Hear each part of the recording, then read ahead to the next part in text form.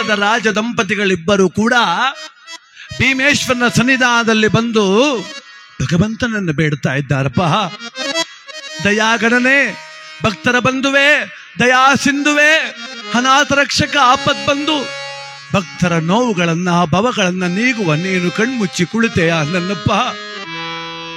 ನಾಡನಾಳುವ ದೊರೆಯಾದರೇನು ಮಕ್ಕಳಿಲ್ಲದ ಹತಭಾಗ್ಯನೆಂದು ಪ್ರಜೆಗಳು ಅಲ್ಲಲ್ಲಿ ನುಡಿಯುವ ಚುಚ್ಚು ನುಡಿಗಳು ನನ್ನ ಮನಸ್ಸನ್ನು ಘಾಸಿಗೊಳಿಸುತ್ತಿದೆ ನನ್ನಪ್ಪ. ಕೃಪೆ ಮಾಡೋ ಭೀಮೇಶ್ವರ ಎಂದು ಆ ಭಗವಂತನನ್ನ ಹೇಳ್ತಾ ಇದ್ದಾರೆ. ನೀ ಕೈಯ ಬಿಟ್ಟರೆ ಕಾಯುವರಾರು, ಕೃಪೆಯನ್ನು ತೋರೋ ಭೀಮೇಶ್ವರ.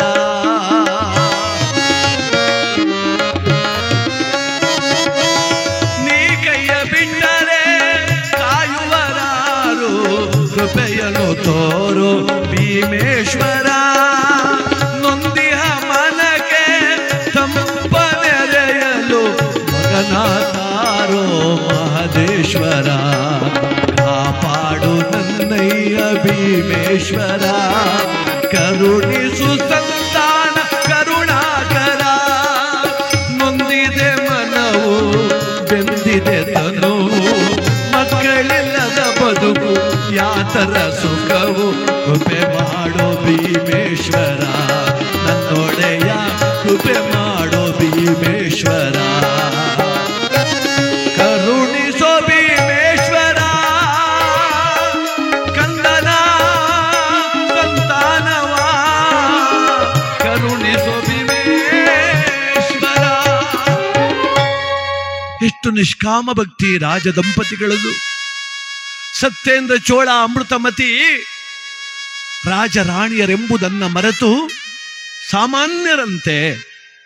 ಸಾಮಾನ್ಯರಂತೆ ತನ್ನ ದೇಹದ ಮೇಲೆ ಯಾವುದೇ ವಜ್ರಾಭರಣಗಳಿಲ್ಲ, ನಾರು ಮಡಿಯನ್ನುಟ್ಟು ಮುಂಜಾನೆ ಬ್ರಾಹ್ಮಿ ಮುಹೂರ್ತದಲ್ಲಿ ಆ ಚಳಿಯಲ್ಲೂ ಕೂಡ ತಣ್ಣೀರಲ್ಲಿ ಮಿಂದೆದ್ದು ಬಂದು ಪ್ರತಿನಿತ್ಯವೂ ಶಿವನನ್ನ ಭೀಮೇಶ್ವರನನ್ನ ಬೇಡಿದರು.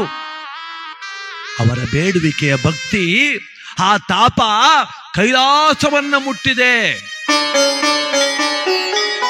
ಹತ್ತ ಕೈಲಾಸ ರಜತಗಿರಿ ಜಗದೊಡೆಯನಾದ ಶಿವನ ಆವಾಸ ಸ್ಥಾನ. ಶಿವನು ಕುಳಿತಿದ್ದಾನೆ.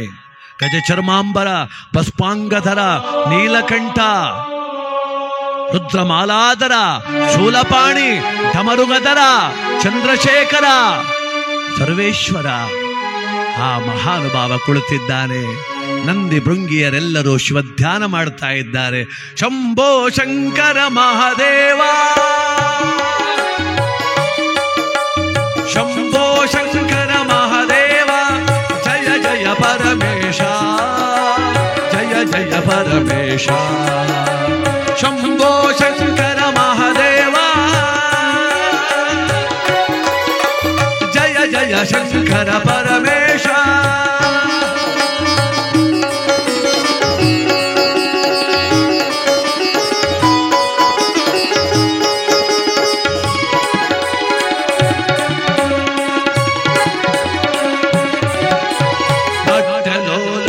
ಶಂಕರನೇ ಗೌರಿ ವಲ್ಲಭ ಗಜ ಚರ್ಮಾಂಬರ, ನಾಟ್ಯಲೋಲನೆ ಶಂಕರನೇ ಗೌರಿ ವಲ್ಲಭ ಗಜ ಚರ್ಮಾಂಬರ, ಭಸ್ಮಾಂಗಧರ ಭುವನ ಸುಂದರ, ಚಂದ್ರಶೇಖರ ವರಗಂಗಾಧರ, ವರಗಂಗಾಧರ, ವರಗಂಗಾಧರ. ಶಂಭೋ ಶಂಕರ ಮಹಾದೇವ, ಶಂಭೋ ಶಂಕರ ಮಹಾದೇವ. ಏನೆಲ್ಲರೂ ಧ್ಯಾನ ಮಾಡ್ತಾ ಇದ್ದಾರೆ, ಶಿವಭಜನೆ ಆಗ್ತಾ ಇದೆ. ಆದರೆ ಭಗವಂತ ಮಾತ್ರ ಕಣ್ಮುಚ್ಚಿಕೊಂಡು ಪಾದಮಸ್ತಕತನದಿಂದ ಕುಳಿತಿದ್ದಾನೆ. ಪಕ್ಕದಲ್ಲಿ ಕುಳಿತಿದ್ದ ಜಗಜ್ಜನನಿ ಅಮ್ಮ ಆದಿಶಕ್ತಿ ಪರಾಶಕ್ತಿ ಆ ತಾಯಿ ಹೇಳ್ತಿದ್ದಾಳೆ, ಶಿವನೇ ಭಕ್ತ ಪರಾಧೀ ನೀನು, ಅನಾಥ ರಕ್ಷಕ ನೀನು, ಆಪತ್ ಬಂಧುವು ನೀನು, ಬೇಡಿದ ಭಕ್ತರಿಗೆ ಇಲ್ಲ ಎನ್ನದೆ ಕೊಡುವ ದಾತ ನೀನೋ ಶಿವ ಶಂಕರ. ಆದರೆ ಧರ್ಮಾವತಿ ನಗರದ ರಾಜನಾದ ಸತ್ಯೇಂದ್ರ ಚೋಳ, ಪತ್ನಿಯಾದಂಥ ಅಮೃತಮತಿ, ಅವರಿರುವರು ಮಾಡಿದ ಅಪರಾಧವೇನು? ಅವರ ಅಪರಾಧ ಅಷ್ಟಾಗಿದೆಯೇ ಸ್ವಾಮಿ? ಮಕ್ಕಳಿಲ್ಲ ಎಂದು ಅನುಗಾಲವು ಬೇಡುತ್ತಿದ್ದಾರೆ. ದಾನ ಧರ್ಮಾದಿಗಳಲ್ಲೂ ಕೂಡ ಎತ್ತಿದ ಕೈಯಾಗಿ ನೊಂದವರ ಕಣ್ಣೀರೊರೆಸುತ್ತಾ ಯಾಚಕರಿಗೆ ಅನ್ನದಾನ, ವಸ್ತ್ರದಾನ, ಭೂದಾನ, ಗೋದಾನ ಮಾಡ್ತಾ ಇದ್ದಾರೆ. ಅಂತವರ ನೊಂದ ಮನದ ಕೂಗು ನಿನಗೆ ಕೇಳಿಸಲಿಲ್ಲವೇ ಗಂಗಾಧರ? ಅದಕ್ಕಲ್ಲವೇ ಲೋಕದ ಪ್ರಜೆಗಳೂ ನಿನ್ನನ್ನು ಕಲ್ಲು ಎನ್ನುವುದು? ಆ ಸತಿಯ ಮಾತು ಕೇಳಿ ಶಿವನು ನಸುನಕ್ಕ. ಪಾರ್ವತಿ, ದೈವ ಬಲವೆಂಬುದು ಸುಮ್ಮನೆ ದೊರಕುವುದಲ್ಲ. ಕರ್ಮ ಕಳೆಯುವವರೆಗೂ ಧರ್ಮ ಕಾರ್ಯ ಮಾಡುವುದಿಲ್ಲ. ಈ ಲೋಕದಲ್ಲಿ ಯಾವುದರಿಂದ ಯಾವ ಕರ್ಮ ಬಂದಿದೆ ಎಂಬ ಅರಿವು ಮಾನವನಿಗಾಗದ ಹೊರತು ಅವನಿಗೆ ಎಂದೂ ಸುಖವಿಲ್ಲ. ತನ್ನ ತಪ್ಪಿನ ಅರಿವು ತನಗಾದಾಗ ಮಾತ್ರ ಆ ಮಾನವ ಸುಖವನ್ನು ಕಾಣಲು ಸಾಧ್ಯ. ಆದರೇನು ಮಾಡುವುದು? ಸತ್ಯೇಂದ್ರ ಚೋಳನ ಪೂರ್ವಾರ್ಜಿತವಾದ ಕರ್ಮ ಫಲವೊಂದು ಅವನ ಸಂತಾನ ಫಲವನ್ನು ತಡೆದು ನಿಲ್ಲಿಸಿದೆ. ಏನು ಹೇಳ್ತಿದ್ದೀರಿ ಸ್ವಾಮಿ? ಪೂರ್ವಾರ್ಜಿತವಾದ ಕರ್ಮ ಫಲವೇ? ಯಾವುದದು? ಸತ್ಯೇಂದ್ರ ಚೋಳನ ಮುನ್ನ ಜನ್ಮದಲ್ಲಿ ಅವನೊಬ್ಬ ಬೇಟೆಗಾರನಾಗಿದ್ದ. ಅತ್ಯಂತ ಕ್ಷುದ್ರ ಮನಸ್ಥಿತಿಯವನಾಗಿದ್ದ, ಹೀನಾಯ ಮನಸ್ಥಿತಿಯವನಾಗಿದ್ದ. ಆ ಜನ್ಮದಲ್ಲಿ ಕಾಡುಗಳ್ಳನಾಗಿ ದಾರಿ ಹೋಕರನ್ನ ದೋಚಲು ಪ್ರಾರಂಭ ಮಾಡಿದ. ಒಂದು ದಿನ ಮುದ್ದಾದ ಮಗುವನ್ನೆತ್ತುಕೊಂಡು ದಂಪತಿಗಳಿಬ್ಬರು ಕಾಡಿನ ದಾರಿಯಲ್ಲಿ ಪಯಣ ಬೆಳೆಸುವಾಗ ಹಣದ ಆಸೆಗೆ ಅವರ ಮೇಲೆ ಮುಗಿಬಿದ್ದವನು ಕೈಯಲ್ಲಿರುವ ಕಿರುಗಡ್ಗದಿಂದ ಆ ತಂದೆಯನ್ನು ಕೊಚ್ಚಲು ಚುಚ್ಚಲು ಹೊರಟ. ಆದರೆ ಆಕಸ್ಮಿಕವಾಗಿ ಆ ತಂದೆ ಅಪ್ಪಿಕೊಂಡಿದ್ದ ಮಗುವಿನ ಎದೆಯ ಭಾಗಕ್ಕೆ ಇವನು ಚುಚ್ಚಿದ ಕತ್ತಿ ಚುಚ್ಚಿ ಆ ಮಗು ಪ್ರಾಣ ಬಿಟ್ಟಿತು. ಪೂರ್ವ ಜನ್ಮದಲ್ಲಿ ಮಗುವನ್ನು ಕೊಂದವನಿಗೆ ಈ ಜನ್ಮದಲ್ಲಿ ಮಗುವನ್ನಿರುವ ಭಾಗ್ಯ ಉಂಟೆ ಪಾರ್ವತಿ? ಅವನ ಕರ್ಮ ಕಳೆಯುವುದು ಸಾಧ್ಯವಿಲ್ಲ. ಏನ್ ಸ್ವಾಮಿ ಹೀಗೆ ಹೇಳ್ತಿದ್ದೀರಿ? ಪ್ರಾಯಶ್ಚಿತ್ತವೇ ಇಲ್ಲವೇ? ಕರ್ಮ ಕಳೆಯಲು ಸಾಧ್ಯವಿಲ್ಲವೇ? ಇದೆ, ಒಂದು ದಾರಿ ಇದೆ. ಯಾವುದು? ಪರರ ಕಂದನ ತಂದು ತನ್ನ ಮಗುವೆಂದು ಸಾಕಿದಾಗ ಮತ್ತೋರ್ವರ ಮಗುವಿನ ಗಲ್ಲಕ್ಕೆ ಮುತ್ತಿಟ್ಟು ನನ್ನ ಮಗುವೆಂದು ಎದೆಗಪ್ಪಿಕೊಂಡಾಗ ಪರರ ಕಂದನೆಂಬುದ ಎಣಿಸದೆ ಮಗುವಿಗೆ ತಂದೆಯ ಪ್ರೀತಿಯ ತೋರಿದಾಗ ಅಳಿವುದು ಸತ್ಯೇಂದ್ರ ಚೋಳನ ಕರ್ಮ.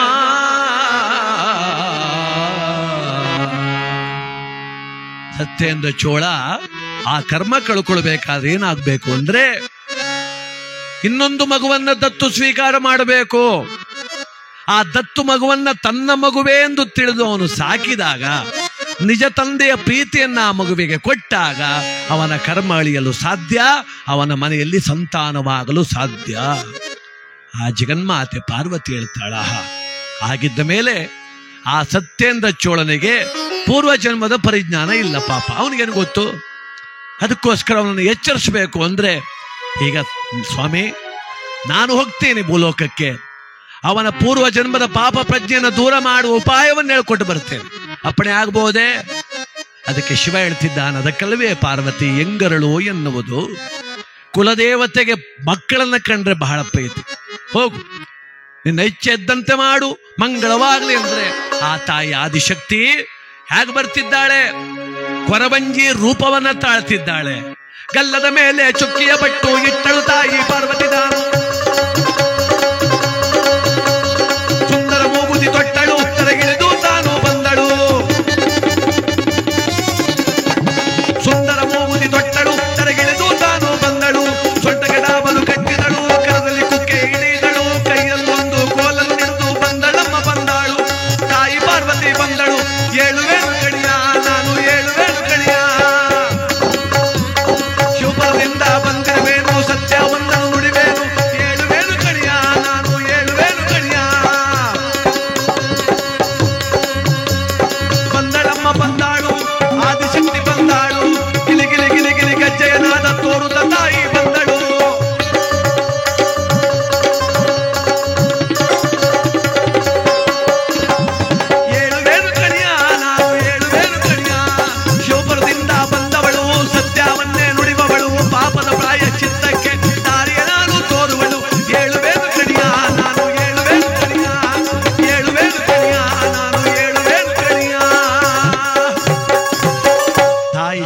ಮತ್ತೆ ಪಾರ್ವತಿ ಕೊರವಂಜಿಯ ರೂಪದಲ್ಲಿ ಭೂಲೋಕಕ್ಕೆ ಬರ್ತಾಳಂತೆ ನೋಡಿ.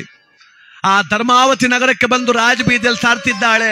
ಅಮ್ಮ, ಶಿವಪುರದಿಂದ ಬಂದವಳು, ಸತ್ಯವನ್ನೇ ನುಡಿವವಳು, ಪಾಪ ಕರ್ಮವ ಕಳೆಯುವಳು, ಏಳುವೇನು ಕಣಿಯ ಅಮ್ಮ ಕೇಳಿರಮ್ಮ ಕಣಿಯ, ಮಕ್ಕಳು ಇಲ್ಲದ ದುಃಖ ಮಾಡುವ ಮಹಾತಾಯಿಯರು ಕೇಳಿರಿ ಕಣಿಯ,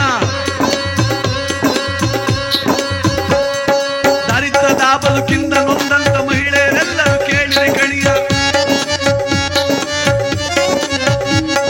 ನೆಮ್ಮದಿ ಇಲ್ಲದ ಮನಕ್ಕೆಂದು ನೆಮ್ಮದಿ ತುಂಬಲು ಬಂದಿಹೇನೋ, ಪೂರ್ವ ಜನ್ಮದ ಕರ್ಮಗಳ ತಿಳಿಸಿ ಕರ್ಮವ ಅಳಿಯುವೆನೋ, ಏಳುವೇನು ಕಣಿಯ ಅಮ್ಮ ಏಳುವೇನು ಕಣಿಯ. ಮಕ್ಕಳಿಲ್ಲದೆ ನೊಂದಿರುವ ಹೆಣ್ಗಳೇ ಕೇಳಿರಿ, ಪೂರ್ವ ಜನ್ಮದ ಕರ್ಮದ ಅರಿವನ್ನು ಇಳಿತು ನಿಮ್ಮ ಕರ್ಮ ಕಳಲಿಕ್ಕೆ ಬಂದಿದ್ದೇನೆ, ಶಿವಪುರದಿಂದ ಬಂದಿದ್ದೇನೆ, ಸತ್ಯವನ್ನು ಹೇಳ್ತೇನೆ ಅಂದ್ರೆ ಉಪ್ಪರಿಗೆ ಮೇಲೆ ಕುಳಿತಿದ್ದಂತ ತಾಯಿ ಅಮೃತಮತಿ ಈ ನುಡಿಯನ್ನ ಯಾವಾಗ ಕಿವಿಗೆ ಬಿತ್ತೋ ಸಾಕ್ಷಾತ್ ದೇವತೆಯ ನುಡಿ ಕಿವಿಗೆ ಬಿದ್ದಾಗೆ, ದೇವತೆನೇ ತಾನೇ ಬಂದಿರೋದೀಗ, ಆಕೆ ಓಡೋಡು ಬರ್ತಾಳಂತೆ. ಅಮ್ಮ ಅಮ್ಮ ದಾಸಿಯರ ಬನ್ನಿ, ಹೋಗಿ ಆ ರಾಜಬೀದಿಯಲ್ಲಿ ಹೋಗ್ತಿರ್ತಕ್ಕಂಥ ಕೊರವಂಜಿಯನ್ನ ಕರೆದುಕೊಂಡು ಬನ್ನಿ ಅಂದ್ರೆ ಆ ದಾಸಿಯರು ಹೋಗಿ ರಾಜಬೀದಿಯಲ್ಲಿ ಹೋಗ್ತಿರ್ತಕ್ಕಂಥ ಕೊರವಂಜಿಯನ್ನ ಕರೆತಂದು ಅಮೃತಮತಿಯ ಮುಂದೆ ನಿಲ್ಲಿಸಿದ್ರು. ಅಮ್ಮ ತಾಯಿ, ನಿನ್ನನ್ನು ನೋಡ್ತಾ ಇದ್ರೆ ಆ ಆದಿಶಕ್ತಿಯೇ ಅರಮನೆಗೆ ಬಂದಳೇನೋ, ನನ್ನ ಕಷ್ಟವ ಕಳೆಯಲು ನನ್ನಮ್ಮ ಮಂಚಮ್ಮ ಬಂದಳೇನೋ. ಅಮ್ಮ ನಿನ್ನ ನೋಡ್ತಿದ್ರೆ ಸಾಕ್ಷಾತ್ ಆದಿಶಕ್ತಿನೇ ನನ್ನ ಅರಮನೆಗೆ ಬಂದಾಗ ಆಗ್ತಿದೆ ತಾಯಿ, ನನ್ನ ಕಷ್ಟ ಕಳಿಲಿಕ್ಕೆ ನನ್ನ ಕುಲದೇವತೆ ಮಂಚಮ್ಮ ಬಂದಿದ್ದಾಳೆ ಅನ್ಸುತ್ತೆ ತಾಯಿ. ಅಮ್ಮ, ಮಕ್ಕಳಿಲ್ಲದೆ ನೊಂದಿದ್ದೆ ನಮ್ಮ ನಾನು, ಈ ನಾಡಿಗೆ ಮಹಾರಾಣಿ ನಾನು, ಯಾವುದಾರು ಮನೆಯ ಮಂಗಳ ಕಾರ್ಯಕ್ಕೆ ಹೋಗಬೇಕಾದ್ರೆ ಮನಸ್ಸು ಒಳಗ್ತಾ ಇದೆ ನನಗೆ, ಯಾವುದಾದ್ರೂ ಮಗುವಿನ ನಾಮಕರಣಕ್ಕೆ ಹೋಗ್ಬೇಕಾದ್ರೆ ಆಲೋಚನೆ ಮಾಡುವಂತಾಗಿದೆ. ಅಯ್ಯೋ, ನಾಡನ್ನಾಳುವ ಮಹಾರಾಣಿ ಕರೀದೇ ಇರೋಕ್ಕಾಗುತ್ತಾ, ಕರೀರಿ ಅಂತ ಕೆಲವರು, ಅಯ್ಯೋ ಮಕ್ಕಳಿಲ್ಲವಳು ಅವಳ ಕೈಯಲ್ಲಿ ಮಗು ಕೊಡಬೇಡಿ ಅಂತ ಕೆಲವರು. ಅಮ್ಮ, ಮುಂದಾಡುವ ನುಡಿಯನ್ನೇಗೋ ಸಹಿಸಬಹುದಮ್ಮ, ಇಂದಿನಿಂದ ಆಡುವ ನುಡಿಗಳ ಕೇಳಲಾಗದು ಈ ಮನ ತಾಯಿ, ನನ್ನವರೇ ಚುಚ್ಚು ನುಡಿಗಳನ್ನು ನುಡಿದರೆ ಬಾಳುವುದೆಂತು ಇಕ್ಷಿತೆಯೊಳಗೆ. ಅಮ್ಮ, ನಿನ್ನನ್ನು ನೋಡ್ತಿದ್ರೆ ಸಾಕ್ಷಾತ್ ಶಿವನ ಸತಿಯೇ ಧರೆಗಿಳದಂತೆ ಕಾಣ್ತಿದ್ಯಮ್ಮ. ಹೇಳಮ್ಮ, ನನ್ನ ಕರ್ಮ ಯಾವಾಗ ಕಳೆಯುತ್ತದೆ, ಈ ಅರಮನೆಯ ಬೆಳಕು ಯಾವಾಗ ಮೂಡುತ್ತದೆ, ಪುಟ್ಟ ಕಂದನೋರ್ವ ಕಾಲಿಗೆ ಗೆಜ್ಜೆಯನ್ನು ಕಟ್ಟಿಕೊಂಡು ಅರಮನೆಯಲ್ಲಿ ಓಡಾಡೋದನ್ನು ನಾನು ನೋಡ್ಬೇಕಲ್ಲ ತಾಯಿ. ಅದಕ್ಕೆ ಆ ಪಾರ್ವತಿ ಹೇಳ್ತಾಳಮ್ಮ, ಅದು ಕಳೆದಿಕ್ಕೆ ಬಂದಿದ್ದೇನಮ್ಮ, ಮುನ್ನ ಜನ್ಮದ ಕರ್ಮ ಕಳೆಯಲು ಮಾಡಬೇಕೊಂದು ಘನ ಕಾರ್ಯವನ್ನು ಕೇಳಮ್ಮ ಕಣಿಯ ತಾಯಿ, ಕೇಳಮ್ಮ ಕಣಿಯ.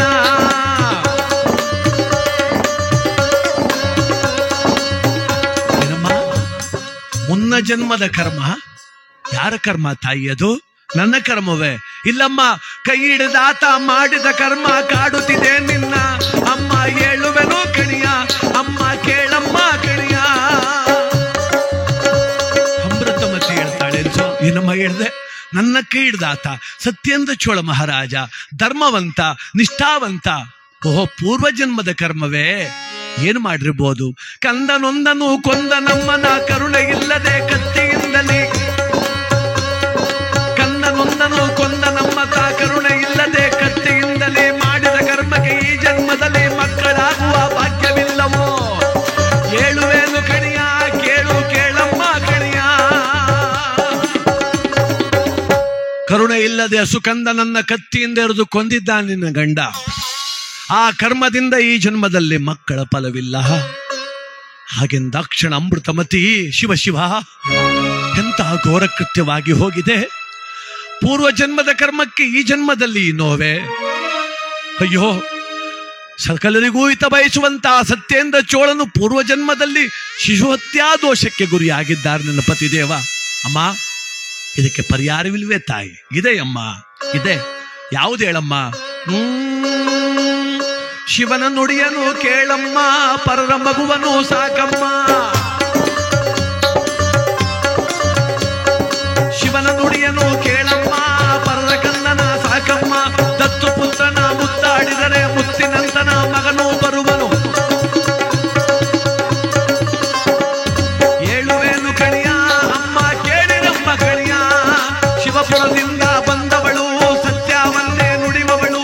ಕೇಳು ಕೇಳು ಕಣಿಯ ಅಮ್ಮ ಏಳುವೇನು ಕಣಿಯ.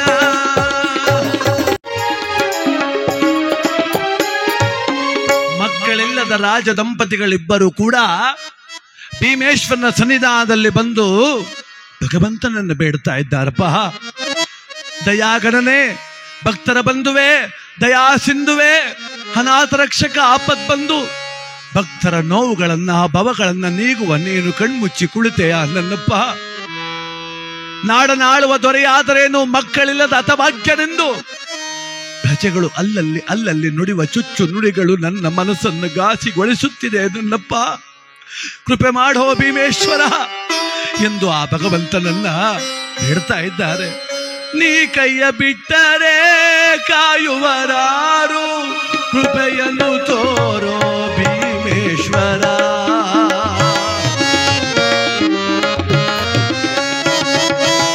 ನೀ ಕೈಯ ಬಿಟ್ಟರೆ ಕಾಯುವರಾರು, ಕೃಪೆಯನ್ನು ತೋರೋ ಭೀಮೇಶ್ವರ. ನೊಂದಿಹ ಮನಕ್ಕೆ ಸಂಪನೆರೆಯಲು ಮಗನಾತಾರೋ ಮಹದೇಶ್ವರ. ಕಾಪಾಡು ನನ್ನಯ್ಯ ಭೀಮೇಶ್ವರ, ಕರುಣಿಸು ಸಂತಾನ ಕರುಣಾಕರ. ನೊಂದಿದೆ ಮನವು ಬೆಂದಿದೆ ತನು, ಮಕ್ಕಳಿಲ್ಲದ ಬದುಕು ಯಾತರ ಸುಖವು. ಕೃಪೆ ಮಾಡೋ ಭೀಮೇಶ್ವರ ನನ್ನೊಡೆಯ, ಕೃಪೆ ಮಾಡೋ ಭೀಮೇಶ್ವರ. ಕರುಣಿಸೋ ಭೀಮೇಶ್ವರ ಕಂದನ ಸಂತಾನವ, ಕರುಣಿಸೋ ಭೀಮೇಶ್ವರ. ಎಷ್ಟು ನಿಷ್ಕಾಮ ಭಕ್ತಿ ರಾಜ ದಂಪತಿಗಳದು. ಸತ್ಯೇಂದ್ರ ಚೋಳ ಅಮೃತಮತಿ ರಾಜರಾಣಿಯರೆಂಬುದನ್ನ ಮರೆತು ಸಾಮಾನ್ಯರಂತೆ ತನ್ನ ದೇಹದ ಮೇಲೆ ಯಾವುದೇ ವಜ್ರಾಭರಣಗಳಿಲ್ಲ, ನಾರು ಮಡಿಯನ್ನುಟ್ಟು ಮುಂಜಾನೆ ಬ್ರಾಹ್ಮಿ ಮುಹೂರ್ತದಲ್ಲಿ ಆ ಚಳಿಯಲ್ಲೂ ಕೂಡ ತಣ್ಣೀರಲ್ಲಿ ಮಿಂದೆದ್ದು ಬಂದು ಪ್ರತಿನಿತ್ಯವೂ ಶಿವನನ್ನ ಭೀಮೇಶ್ವರನನ್ನ ಬೇಡಿದರು. ಅವರ ಬೇಡುವಿಕೆಯ ಭಕ್ತಿ, ಆ ತಾಪ ಕೈಲಾಸವನ್ನ ಮುಟ್ಟಿದೆ. ಹತ್ತ ಕೈಲಾಸ ರಜತಗಿರಿ ಜಗದೊಡೆಯನಾದ ಶಿವನ ಆವಾಸ ಸ್ಥಾನ. ಶಿವನು ಕುಳಿತಿದ್ದಾನೆ. ಗಜಚರ್ಮಾಂಬರ, ಭಸ್ಮಾಂಗಧರ, ನೀಲಕಂಠ, ರುದ್ರಮಾಲಾಧರ, ಶೂಲಪಾಣಿ, ಢಮರುಗಧರ, ಚಂದ್ರಶೇಖರ, ಸರ್ವೇಶ್ವರ ಆ ಮಹಾನುಭಾವ ಕುಳಿತಿದ್ದಾನೆ. ನಂದಿ ಭೃಂಗಿಯರೆಲ್ಲರೂ ಶಿವಧ್ಯಾನ ಮಾಡ್ತಾ ಇದ್ದಾರೆ. ಶಂಭೋ ಶಂಕರ ಮಹಾದೇವ, ಶಂಭೋ ಶಂಕರ ಮಹಾದೇವ, ಜಯ ಜಯ ಪರಮೇಶ, ಜಯ ಜಯ ಪರಮೇಶ. ಶಂಭೋ ಶಂಕರ ಮಹಾದೇವ, ಜಯ ಜಯ ಶಂಕರ ಪರಮೇಶ.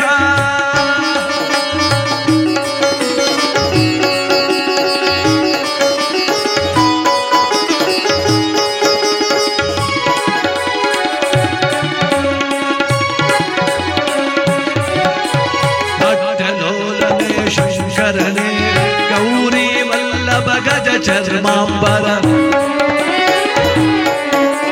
ನಾಟ್ಯಲೋಲನೆ ಶಂಕರನೇ ಗೌರಿ ವಲ್ಲಭ ಗಜ ಚರ್ಮಾಂಬರ, ಭಸ್ಮಾಂಗಧರ ಭುವನ ಸುಂದರ, ಚಂದ್ರಶೇಖರ ವರಗಂಗಾಧರ, ವರಗಂಗಾಧರ, ವರಗಂಗಾಧರ. ಶಂಭೋ ಶಂಕರ ಮಹಾದೇವ, ಶಂಭೋ ಶಂಕರ ಮಹಾದೇವ. ಏನೆಲ್ಲರೂ ಧ್ಯಾನ ಮಾಡ್ತಾ ಇದ್ದಾರೆ, ಶಿವಭಜನೆ ಆಗ್ತಾ ಇದೆ.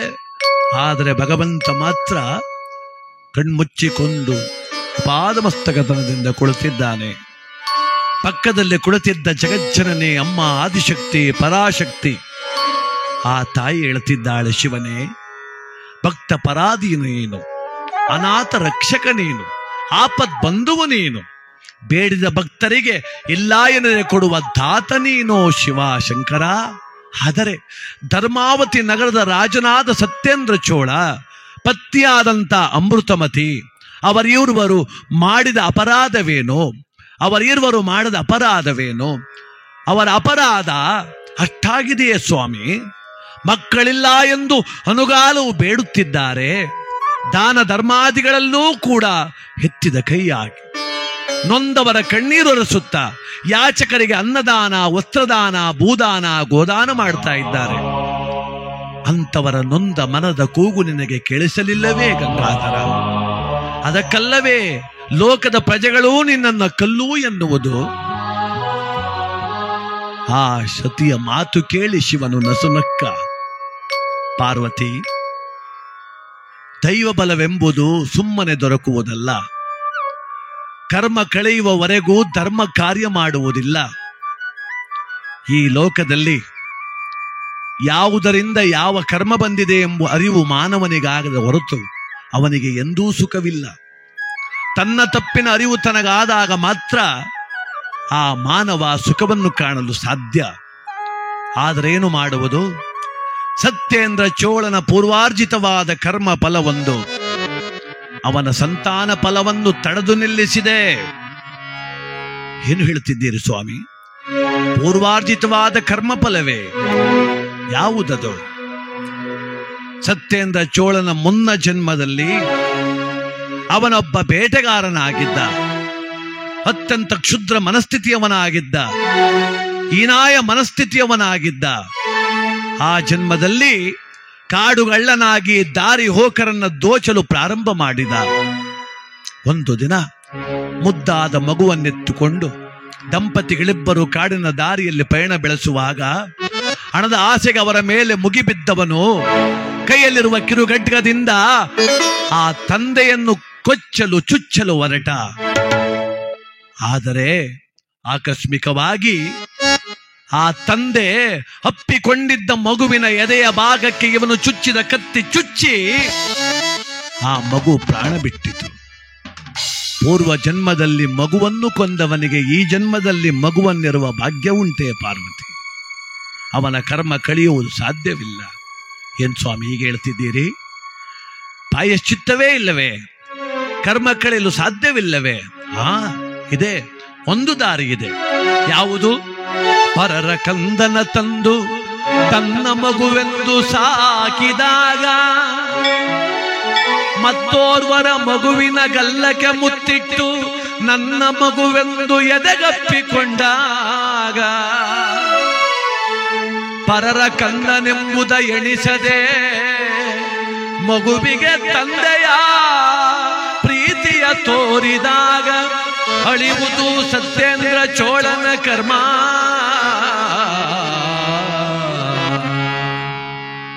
ಸತ್ಯೇಂದ್ರ ಚೋಳ ಆ ಕರ್ಮ ಕಳ್ಕೊಳ್ಬೇಕಾದ್ರೆ ಏನಾಗಬೇಕು ಅಂದ್ರೆ ಇನ್ನೊಂದು ಮಗುವನ್ನ ದತ್ತು ಸ್ವೀಕಾರ ಮಾಡಬೇಕು. ಆ ದತ್ತು ಮಗುವನ್ನ ತನ್ನ ಮಗುವೇ ಎಂದು ತಿಳಿದು ಅವನು ಸಾಕಿದಾಗ, ನಿಜ ತಂದೆಯ ಪ್ರೀತಿಯನ್ನ ಆ ಮಗುವಿಗೆ ಕೊಟ್ಟಾಗ ಅವನ ಕರ್ಮ ಅಳಿಯಲು ಸಾಧ್ಯ, ಅವನ ಮನೆಯಲ್ಲಿ ಸಂತಾನವಾಗಲು ಸಾಧ್ಯ. ಆ ಜಗನ್ಮಾತೆ ಪಾರ್ವತಿ ಹೇಳ್ತಾಳ. ಆಗಿದ್ದ ಮೇಲೆ ಆ ಸತ್ಯೇಂದ್ರ ಚೋಳನಿಗೆ ಪೂರ್ವ ಜನ್ಮದ ಪರಿಜ್ಞಾನ ಇಲ್ಲ ಪಾಪ. ಅವನಿಗೇನು ಗೊತ್ತು? ಅದಕ್ಕೋಸ್ಕರ ಅವನನ್ನು ಎಚ್ಚರಿಸಬೇಕು. ಅಂದ್ರೆ ಈಗ ಸ್ವಾಮಿ ನಾನು ಹೋಗ್ತೇನೆ ಭೂಲೋಕಕ್ಕೆ, ಅವನ ಪೂರ್ವ ಜನ್ಮದ ಪಾಪ ಪ್ರಜ್ಞೆಯನ್ನು ದೂರ ಮಾಡುವ ಉಪಾಯವನ್ನು ಹೇಳ್ಕೊಟ್ಟು ಬರ್ತೇನೆ.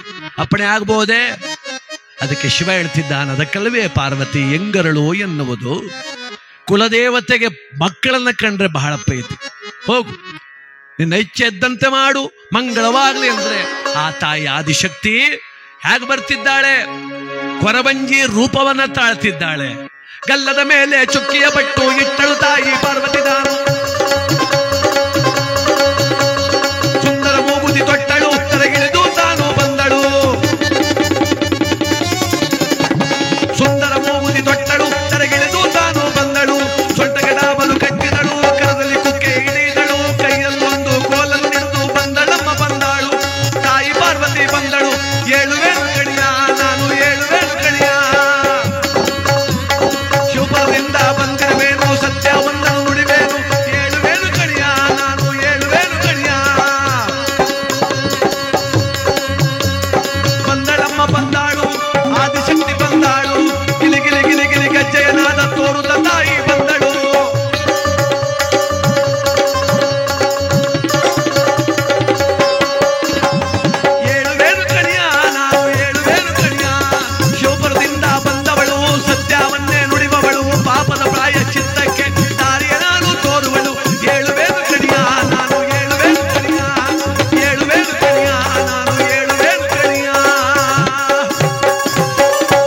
ಜಗನ್ಮಾತೆ ಪಾರ್ವತಿ ಕೊರವಂಜಿಯ ರೂಪದಲ್ಲಿ ಭೂಲೋಕಕ್ಕೆ ಬರ್ತಾಳಂತೆ ನೋಡಿ. ಆ ಧರ್ಮಾವತಿ ನಗರಕ್ಕೆ ಬಂದು ರಾಜಬೀದಿಯಲ್ಲಿ ಸಾರ್ತಿದ್ದಾಳೆ. ಅಮ್ಮ, ಶಿವಪುರದಿಂದ ಬಂದವಳು, ಸತ್ಯವನ್ನೇ ನುಡಿವವಳು, ಪಾಪ ಕರ್ಮವ ಕಳೆಯುವಳು, ಏಳುವೇನು ಕಣಿಯ ಅಮ್ಮ ಕೇಳಿರಮ್ಮ ಕಣಿಯ, ಮಕ್ಕಳು ಇಲ್ಲದ ದುಃಖ ಮಾಡುವ ಮಹಾತಾಯಿಯರು ಕೇಳಿರಿ ಕಣಿಯ, ದರಿದ್ರದ ಬದುಕಿಂದ ನೊಂದಂತ ಮಹಿಳೆಯರೆಲ್ಲರೂ ಕೇಳಿರಿ ಕಣಿಯ, ನೆಮ್ಮದಿ ಇಲ್ಲದ ಮನಕ್ಕೆಂದು ನೆಮ್ಮದಿ ತುಂಬಲು ಬಂದಿಹೇನೋ, ಪೂರ್ವ ಜನ್ಮದ ಕರ್ಮಗಳ ತಿಳಿಸಿ ಕರ್ಮವ ಅಳಿಯುವೆನೋ, ಏಳುವೇನು ಕಣಿಯ ಅಮ್ಮ ಏಳುವೇನು ಕಣಿಯ. ಮಕ್ಕಳಿಲ್ಲದೆ ನೊಂದಿರುವ ಹೆಣ್ಗಳೇ ಕೇಳಿರಿ, ಪೂರ್ವ ಜನ್ಮದ ಕರ್ಮದ ಅರಿವನ್ನು ಇಳಿತು ನಿಮ್ಮ ಕರ್ಮ ಕಳಲಿಕ್ಕೆ ಬಂದಿದ್ದೇನೆ, ಶಿವಪುರದಿಂದ ಬಂದಿದ್ದೇನೆ, ಸತ್ಯವನ್ನು ಹೇಳ್ತೇನೆ ಅಂದ್ರೆ ಉಪ್ಪರಿಗೆ ಮೇಲೆ ಕುಳಿತಿದ್ದಂತ ತಾಯಿ ಅಮೃತಮತಿ ಈ ನುಡಿಯನ್ನ ಯಾವಾಗ ಕಿವಿಗೆ ಬಿತ್ತೋ, ಸಾಕ್ಷಾತ್ ದೇವತೆಯ ನುಡಿ ಕಿವಿಗೆ ಬಿದ್ದಾಗೆ, ದೇವತೆನೇ ತಾನೇ ಬಂದಿರೋದೀಗ, ಆಕೆ ಓಡೋಡು ಬರ್ತಾಳಂತೆ. ಅಮ್ಮ ಅಮ್ಮ ದಾಸಿಯರೇ ಬನ್ನಿ, ಹೋಗಿ ಆ ರಾಜಬೀದಿಯಲ್ಲಿ ಹೋಗ್ತಿರ್ತಕ್ಕಂಥ ಕೊರವಂಜಿಯನ್ನ ಕರೆದುಕೊಂಡು ಬನ್ನಿ ಅಂದ್ರೆ ಆ ದಾಸಿಯರು ಹೋಗಿ ರಾಜಬೀದಿಯಲ್ಲಿ ಹೋಗ್ತಿರ್ತಕ್ಕಂಥ ಕೊರವಂಜಿಯನ್ನ ಕರೆತಂದು ಅಮೃತಮತಿಯ ಮುಂದೆ ನಿಲ್ಲಿಸಿದ್ರು. ಅಮ್ಮ ತಾಯಿ, ನಿನ್ನನ್ನು ನೋಡ್ತಾ ಇದ್ರೆ ಆ ಆದಿಶಕ್ತಿಯೇ ಅರಮನೆಗೆ ಬಂದಳೇನೋ, ನನ್ನ ಕಷ್ಟವ ಕಳೆಯಲು ನನ್ನಮ್ಮ ಮಂಚಮ್ಮ ಬಂದಳೇನೋ. ಅಮ್ಮ ನಿನ್ನ ನೋಡ್ತಿದ್ರೆ ಸಾಕ್ಷಾತ್ ಆದಿಶಕ್ತಿನೇ ನನ್ನ ಅರಮನೆಗೆ ಬಂದಾಗ ಆಗ್ತಿದೆ ತಾಯಿ, ನನ್ನ ಕಷ್ಟ ಕಳಿಲಿಕ್ಕೆ ನನ್ನ ಕುಲದೇವತೆ ಮಂಚಮ್ಮ ಬಂದಿದ್ದಾಳೆ ಅನ್ಸುತ್ತೆ ತಾಯಿ.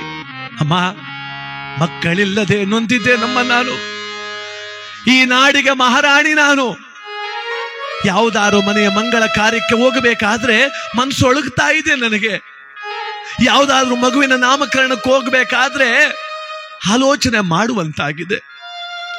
ಅಯ್ಯೋ, ನಾಡನ್ನಾಳುವ ಮಹಾರಾಣಿ ಕರೀದೇ ಇರೋಕ್ಕಾಗುತ್ತಾ, ಕರೀರಿ ಅಂತ ಕೆಲವರು, ಅಯ್ಯೋ ಮಕ್ಕಳಿಲ್ಲವಳು ಅವಳ ಕೈಯಲ್ಲಿ ಮಗು ಕೊಡಬೇಡಿ ಅಂತ ಕೆಲವರು. ಅಮ್ಮ, ಮುಂದಾಡುವ ನುಡಿಯನ್ನೇಗೋ ಸಹಿಸಬಹುದಮ್ಮ, ಇಂದಿನಿಂದ ಆಡುವ ನುಡಿಗಳ ಕೇಳಲಾಗದು ಈ ಮನ ತಾಯಿ, ನನ್ನವರೇ ಚುಚ್ಚು ನುಡಿಗಳನ್ನು ನುಡಿದರೆ ಬಾಳುವುದೆಂತು ಇಕ್ಷಿತೆಯೊಳಗೆ. ಅಮ್ಮ, ನಿನ್ನನ್ನು ನೋಡ್ತಿದ್ರೆ ಸಾಕ್ಷಾತ್ ಶಿವನ ಸತಿಯೇ ತರೆಗಿಳದಂತೆ ಕಾಣ್ತಿದ್ಯಮ್ಮ. ಹೇಳಮ್ಮ, ನನ್ನ ಕರ್ಮ ಯಾವಾಗ ಕಳೆಯುತ್ತದೆ, ಈ ಅರಮನೆಯ ಬೆಳಕು ಯಾವಾಗ ಮೂಡುತ್ತದೆ, ಪುಟ್ಟ ಕಂದನೋರ್ವ ಕಾಲಿಗೆ ಗೆಜ್ಜೆಯನ್ನು ಕಟ್ಟಿಕೊಂಡು ಅರಮನೆಯಲ್ಲಿ ಓಡಾಡೋದನ್ನು ನಾನು ನೋಡ್ಬೇಕಲ್ಲ ತಾಯಿ. ಅದಕ್ಕೆ ಆ ಪಾರ್ವತಿ ಹೇಳ್ತಾಳಮ್ಮ, ಅದು ಕಳೆದಿಕ್ಕೆ ಬಂದಿದ್ದೇನಮ್ಮ, ಮುನ್ನ ಜನ್ಮದ ಕರ್ಮ ಕಳೆಯಲು ಮಾಡಬೇಕೊಂದು ಘನ ಕಾರ್ಯವನ್ನು ಕೇಳಮ್ಮ ಕಣಿಯ ತಾಯಿ, ಕೇಳಮ್ಮ ಕಣಿಯ.